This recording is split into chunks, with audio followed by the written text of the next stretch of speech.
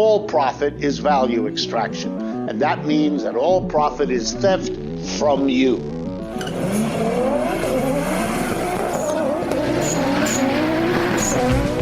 Corporate America is on welfare, and we've got to get them off welfare.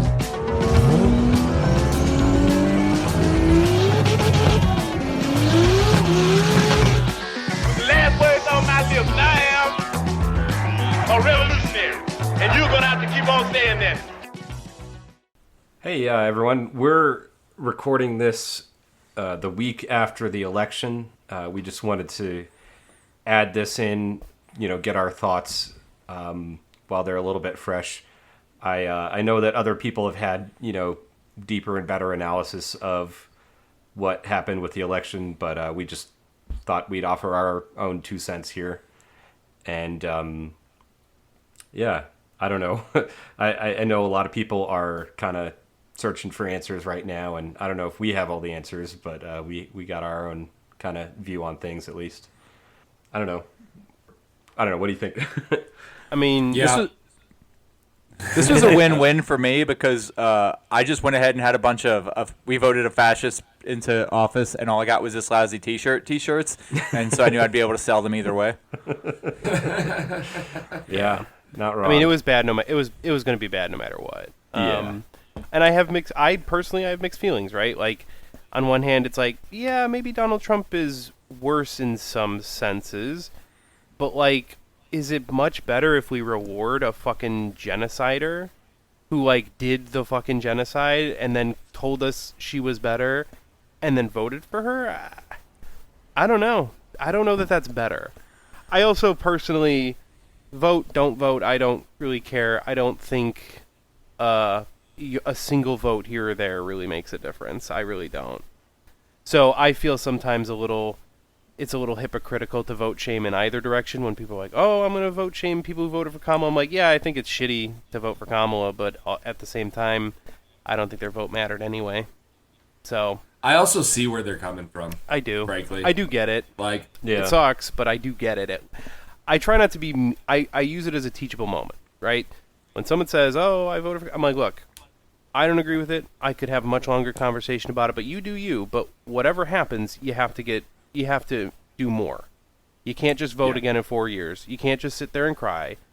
Join an organization, show up to the protests, start giving a shit, and then don't go back to sleep the next time a Democrat wins. I don't know who said it, and I'm not going to quote it perfectly, but I read not that long ago something that I think sums it up very succinctly, but it was essentially that the work that needs to be done is still the work that needs to be done. Nothing has really changed. We still need to organize. We still need to agitate. We still need to protest. We still need to do all the same things, no matter who got elected. Yeah. That the work that needs to be done is still the same exact work that needs to be done. Yeah. And like that was kind of my takeaway too. Like I know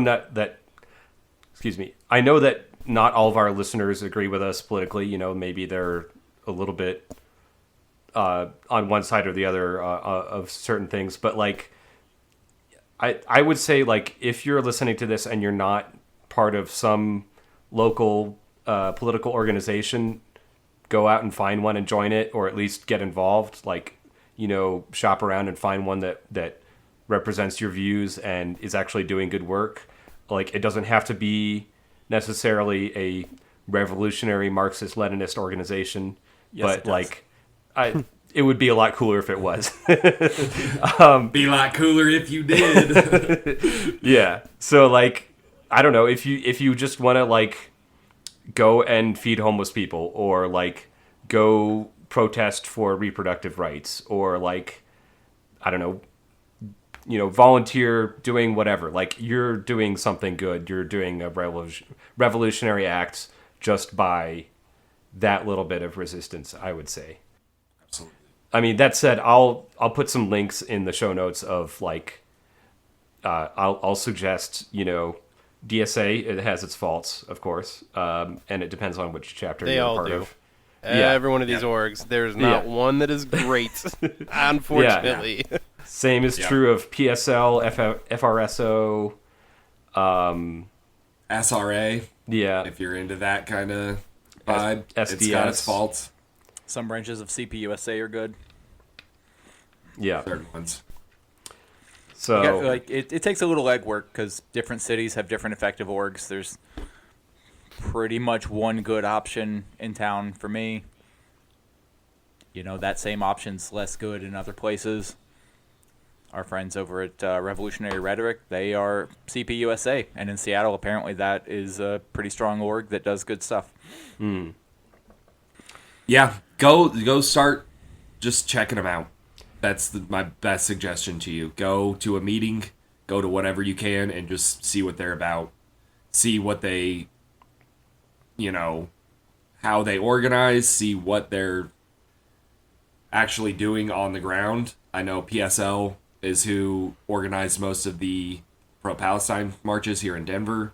So, I mean, if you're in Denver, check out PSL. I mean, they can't be too bad. They're organizing all the pro-Palestine marches, so I would definitely suggest them. yeah. And like they're part of a larger coalition called the Colorado Palestine Coalition that does a lot of good work with that. Similar structure here in Pittsburgh. Yeah. PSL works with a lot of other orgs for Palestine. Yeah, Yep. same in Chicago. So, at the very least, PSL seems to integrate itself into the communities where it's active in a way that some other orgs do not. Yeah, And- I've actually heard that levied as a criticism of PSL. I mean, no, I'm not going to comment on that. That seems good. That's up for you to decide. Oh, it was very stupid criticisms. I won't even attack certain groups here in Pittsburgh, but there are people here who are stupid. As with all places, there Yeah. are people who are stupid.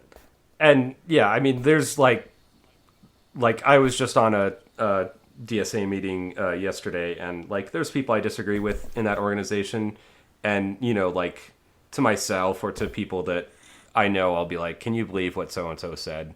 But I'm not gonna call them out in public or anything like that. Oh, I will. Don't join Socialist Alternative. Yeah, but yeah, and I guess I also kind of wanted to dispel some of the, I don't know what you would call it, false consciousness around like who to blame in this election that I've seen a lot of liberals lashing out, in their frustration. So like a lot of dyed in the wool Democrats are, blaming the left, blaming minorities. Liberals are doing the meme with the guy in the hot dog costume. Saying, we're all trying to find who did this.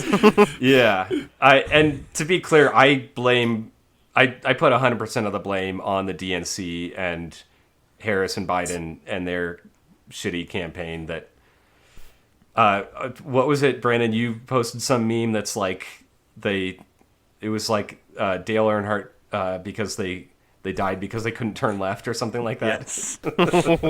Yeah. You better send me that. Yeah, See what I can do. but I think- yeah. I think they're doing all this shit, which I think this is one of the unfortunate things, is if we add up all those third-party votes, granted, they were kicked off the ballot in most states by the Democrats, but, the left didn't garner enough votes to be a real threat to them. Yeah, and no. it's cool that we can argue that it wasn't the left's fault, but that is, I'm a little disappointed that, like, Jill Stein. I wish it was the left's fault. yeah. I wish we had an actual movement with enough sway where we legitimately could be blamed for. I agree, Kamala but losing, at the same but time, we a lot of just the can't. a lot of the arguing it's not the left's fault isn't like it's coming from a defensive position because people are like, "Hey, left, this is your fault," and we're having to be like, "Dude, we don't even have the numbers." Yeah. Yeah, for real. It was what, like 0.04% of the vote Yeah. went to third parties. It was like a few 100,000 people, but Harris lost by over 10 million votes, I think. So I think it was less than that. I think it was like 5 million in the popular vote, but probably it could be more in the Electoral College. I'm not sure of the numbers, but she got her ass kicked. I mean, it Yeah. was a fucking blowout.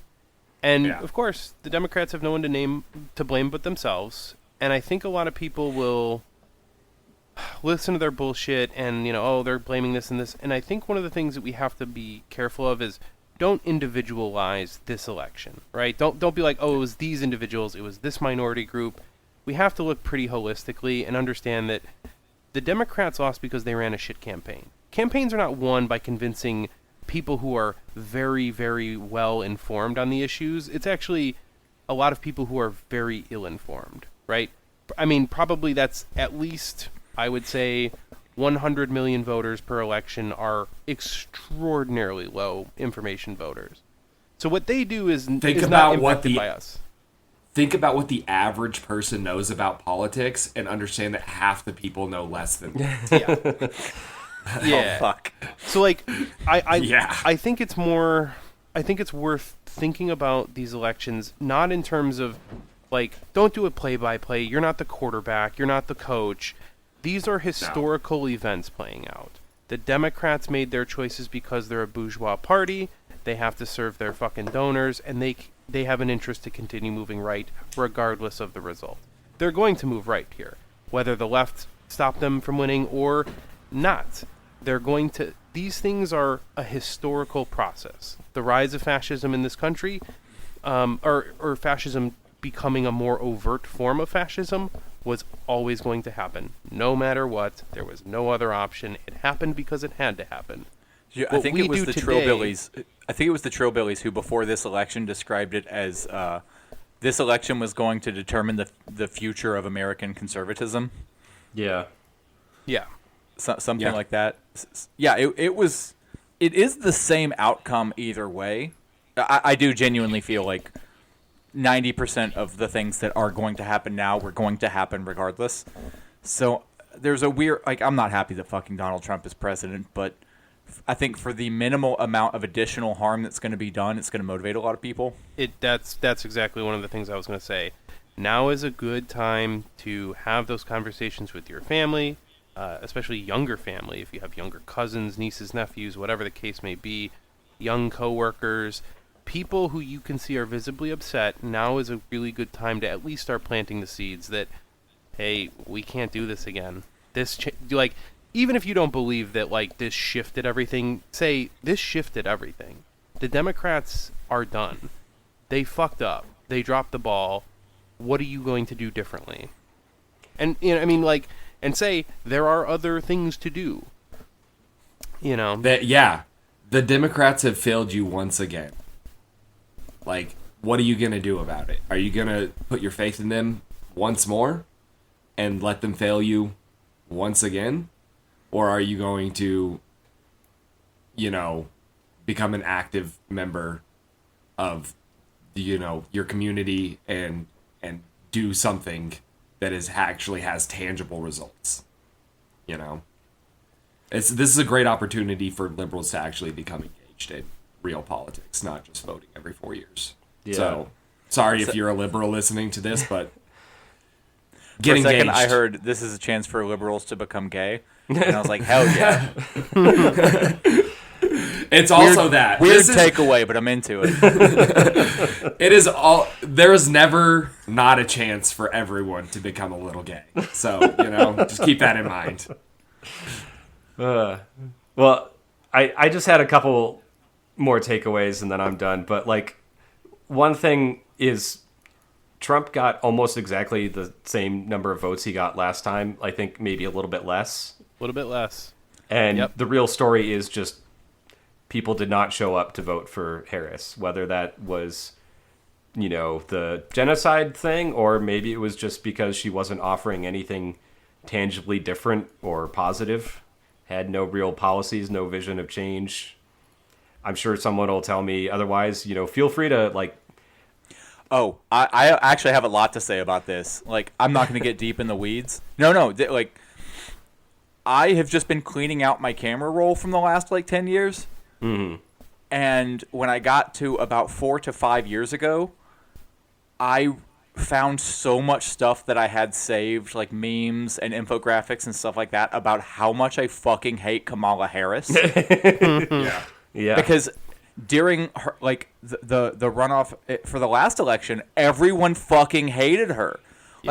She's conservative. She's Like honestly, she was kind of on point there for a little bit, but generally she's like doesn't have a very personable or well-spoken way about her. Like she fumbles through things. And then there's also the fact that like she's endorsed slavery in California, like loves to lock people up and put them in prison, and just generally sucks at every angle somebody can suck from.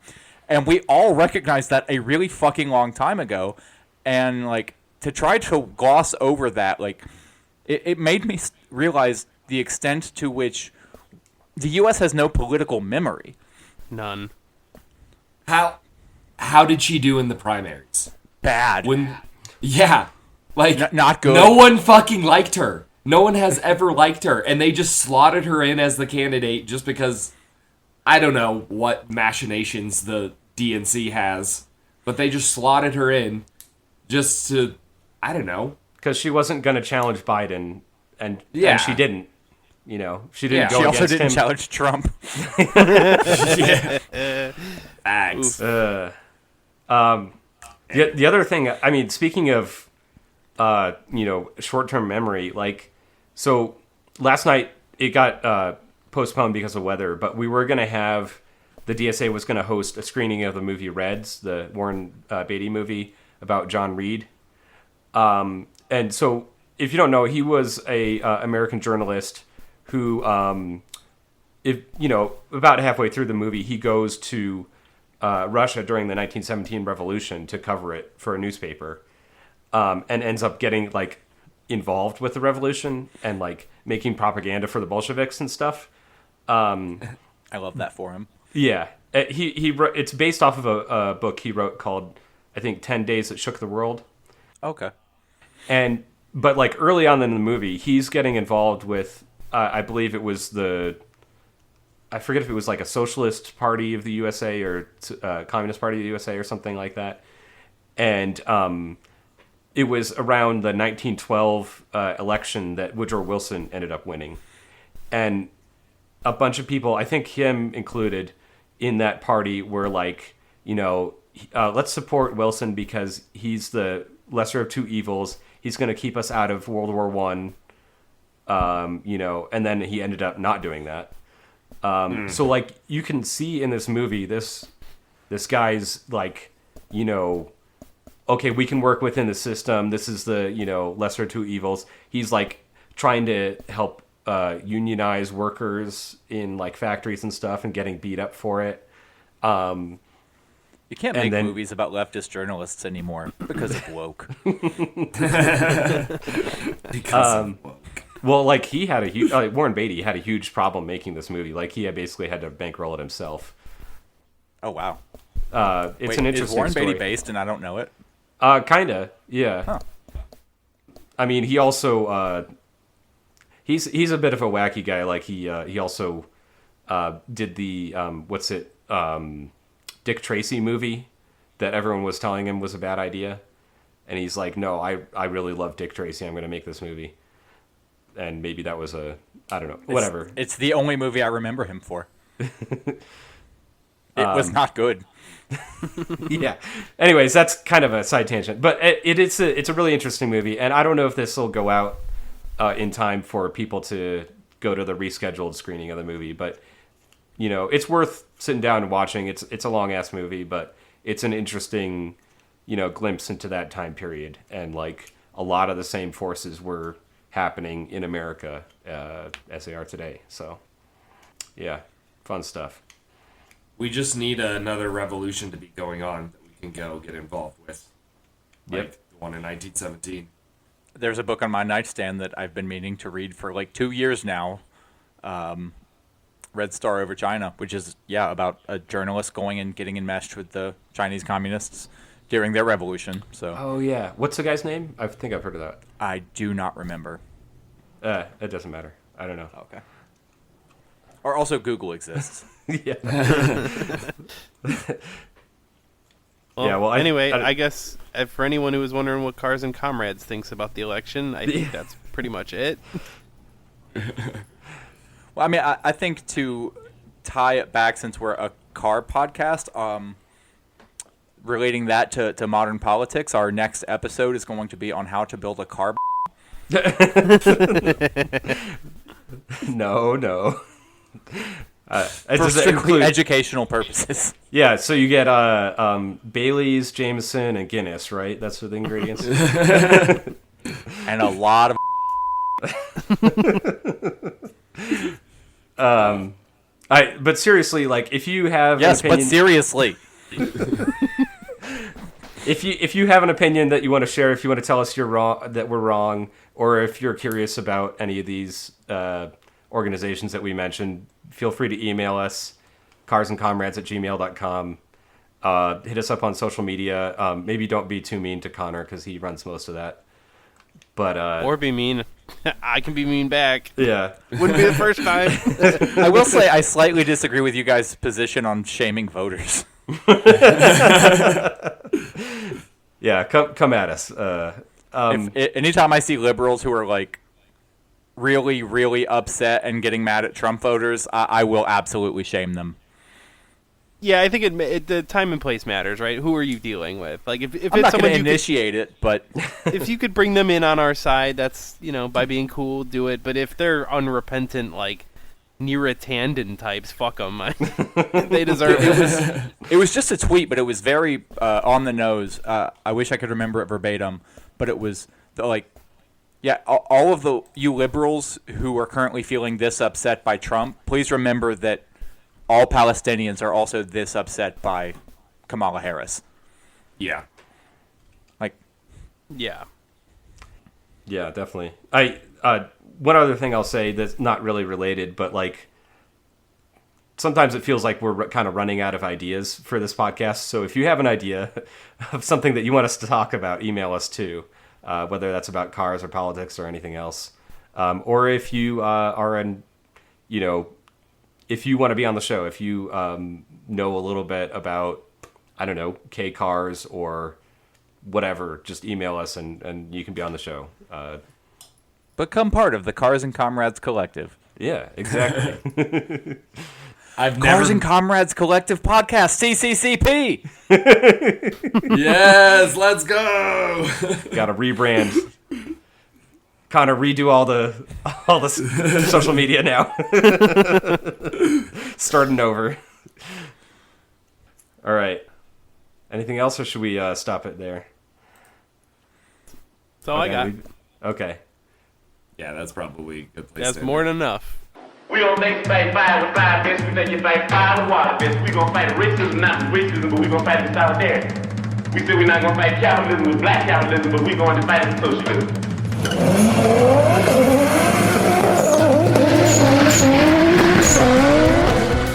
Amazingly, or not so amazingly, Cuba's crime rate is one of the lowest in the entire hemispheres. Oddly enough, it seems that when people have their basic human needs met, they're less likely to commit crimes. My calculations are correct. When this baby hits 88 miles per hour, you're gonna see some serious shit. The free market mythology, it argues that the most ruthless, selfish, opportunistic, greedy, calculating plunderers, applying the most heartless measures in cold-blooded pursuit of corporate interest and wealth accumulation, will produce the best results for all of us. Through something called the invisible hand. What are you smiling about? Dude, I almost had you.